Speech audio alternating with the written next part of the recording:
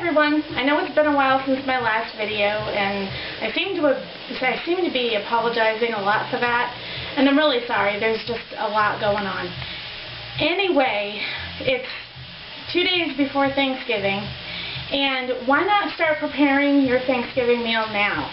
Nobody has to say, nobody tells you you have to get everything done on that day. All you can do is reheat it. If you keep chicken stock on hand, that's going to be your best friend. So right now I'm going to show you how I make my stuffing. Now, in this pan, I'm sauteing on a low heat. As you can see, it's probably like 4 back there. Okay? On a low heat, I have some sausage, some sweet Italian sausage that I just take off. I just take the skin off. I'll show you how I do that. I just basically cut it down the center. Don't worry about squishing it because, you're just taking the meat out anyway. And I just peel the casing off and throw that in the trash. Or if you have a dog, you can fry them up and give them to your dog. Now, along with the sausage, I have 1 large red onion diced. You want a small dice on this stuff. If you don't, that's fine too. It doesn't really matter. It's basically what you like. And 3 stalks of celery with some extra virgin olive oil. And I'm just going to throw in just a little bit of garlic just to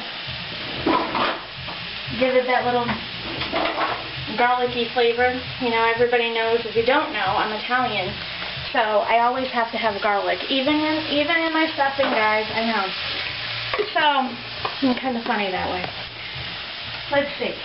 So what I use for bread, you could use leftover bread, you could use day-old bread. I didn't get an opportunity to have all that stuff available. I have fresh bread. So the other day I went to the grocery store and I found these hamburger buns, rolls, whatever you want to call them, whatever you say in your part of the country is what they are, with onions. You might have seen them like onion rolls or whatever. And what I did when I first brought them home is I put them in my freezer so they can dry out a little bit. Then I put them in the oven, 350, toasted them. When I started to smell the bread, and of course it has onions in it, so I was smelling the onions too. When I started to smell that, I shut the heat off and I just let them sit there for probably about a half an hour to an hour. That dries them out without browning them or burning them. There's a tip there. I don't know where, but there is one. And then on the back of the stove, I have probably about 1.5 cups or 2 cups of warm chicken stock that I just bought. It's store brand chicken stock. If you have time to make your own, feel free to do it. But what I'm going to do is I'm just going to saute all this stuff up. It's going to be on a low heat. I want that low heat because all the water from the vegetables is going to come out. All the juices from the sausage is going to come out. And I'm going to put that in here along with a secret ingredient that I use every year. And it's just a couple of tablespoons of mashed potatoes. It's just boiled potatoes mashed. And you throw that into your stuffing. It gives it a little bit more of a dimension other than just the bread and the bread taste that some stuffings come with. It's a little bit more dense. So as this stuff cooks up, I'll be back and I'll show you how I assemble all this stuff. And yes, I am doing this 2 days in advance. As they say, everything tastes better the next day, even the second day. And Thanksgiving's the day that you want things to taste really good. So I'll be back. Hi everyone, we're back. So this is what all the sausage and the vegetables are going to look like. You basically want to cook it until the vegetables are soft, like that, and that there's no pink in the meat. And don't worry about these big chunks because we're going to mush it all up anyway. So what I'm going to do is I'm going to add about that much of potatoes to this. I know a lot of people are like, what? Right now, what this is, you're not going to taste the potato in this. You are going to get the texture. You are going to get a more dense stuffing if you like that.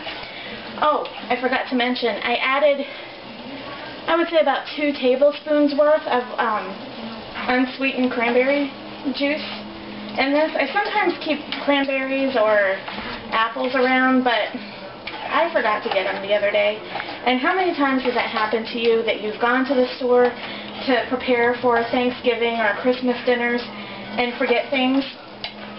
And unlike some people, I'm not in a real big hurry to go get those things. I'll just replace them with what I have in the house, which is quite often. That's how I usually do things. So I'm just going to take this stuff, and I know it's still warm. I'm going to put it over my breadcrumbs, and I just cut those pieces of bread. I just cut those a little bit smaller than croutons. So, and of course, as you see, this is going to make a lot more than what we have in our family, which I do every year. My husband doesn't complain about it too much, though. So, we're just going to basically smush this all in here. When you feel it to get a little bit dry, add a little chicken stock. Now, my grandmother used to use butter, and as much butter as she needed. Well, this is basically saving some calories here by just using chicken stock or broth or whatever you have, you know. So basically, you just want this all incorporated. I think everybody knows what stuffing is supposed to look like. Another thing I forgot at the store was parsley. So for a substitution for that, because I am Italian, what do you think? Italian seasoning. It's green. It has an earthy flavor to it. Why not, right? You can use it in so many other things besides pizza or spaghetti sauce. And it wouldn't be Thanksgiving without a little poultry seasoning. Now, I'm not stuffing a turkey with this. I don't recommend you do that because of cross-contamination and the degrees and, you know, how high the turkey has to cook versus how hot the stuffing has to cook. It's just not a good idea. But I know people that still do that, and I'm not going to name names. A touch of ground allspice, just a little bit, just to give it that warm seasoning flavor, you know, it's fall type of thing. A little celery seed, because we have celery in here. So I'm basically going to mix this up, and as it dries, or as it gets dry rather, I'm going to add more chicken stock, and I'll show you what it looks like when I throw it in the pan and bake it. Hi everyone, so I had to add probably about 3/4 of a box of chicken stock to this. You want it like this, almost like a dough consistency, because we are making this ahead of time. I am going to throw it in the oven, so that's going to dry it out, and of course it's from the oven it's going to go to the refrigerator, so that's going to dry it out even more. On the day of, after your turkey's all done cooking, it needs to rest for about an hour anyway, so go ahead and reheat this. Just throw this in the oven while it's already hot, reheat it, add a little chicken stock over the top because it will dry out a little bit, and if it seems a little bit more dry, add a little bit more chicken stock. That's like the rule of thumb for everything, turkey including. So anyway, with that tip, now this is a greased pan. I just used some spray canola oil in here, and I'm just going to put my stuffing all right in here, and as you can see it's still hot. Now if you don't want to go with pork sausage, you could go ahead and use turkey sausage. You could leave it out and just add a lot more vegetables. However, if you do add more vegetables, make sure you have enough bread to accommodate all the liquid that you're going to get from the vegetables. So I'm just going to throw this in the oven, and it will take probably, if I had to guess, probably about 20 minutes, maybe a half an hour. It just depends. So I'll come back and I'll show you what it looks like when it comes out of the oven. Okay, so this is what your stuffing is going to look like when it comes out of the oven. As you can see, the top got all crispy and yummy the way everybody likes stuffing. Keep in mind, don't get overwhelmed during Thanksgiving or the holidays or any other time. You know, keep it simple. We're just having Thanksgiving for the 4 of us, so instead of a great big turkey, I opted for boneless turkey breasts that are thawing out right here.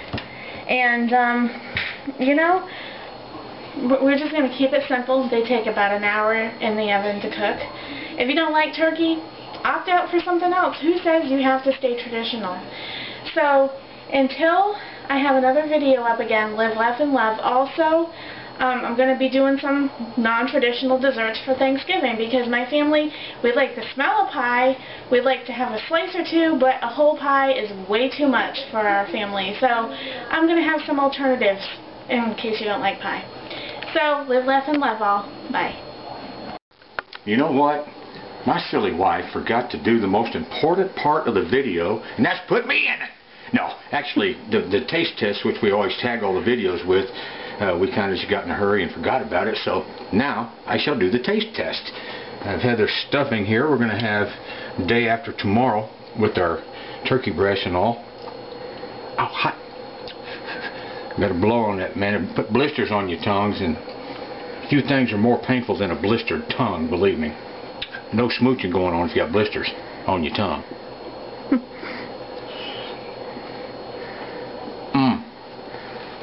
I did not even